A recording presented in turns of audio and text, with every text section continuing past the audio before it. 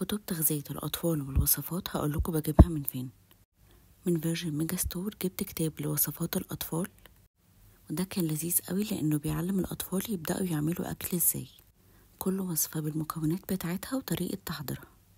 كمان بيعرف الأطفال العناصر الغذائية اللي بيتكون منها الأكل، ونصايح لذيذة ازاي نتعامل مع الأكل ده.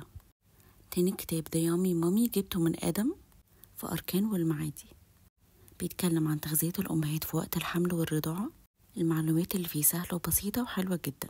كتاب بيبي أند تودلر ميل بلانر من ذا بينك إليفانت، بيتكلم عن أكل البيبي بكل المراحل بتاعته، الأكل المهروس بداية من الشهر الرابع للسادس وهكذا، والمشاكل اللي ممكن الأمهات تقابلها زي الحساسية وازاي نتعامل معاها.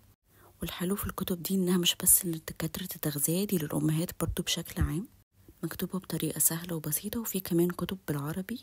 قولولي لو بتحبوا كتب التغذية سواء للكبار أو للصغيرين، واستنوا الجزء التاني هقولكوا بجيب كتب للأطفال نفسهم من فين، وازاي يتعلموا التغذية والطبخ والسلوكيات، وازاي يكون عندهم حياة صحية.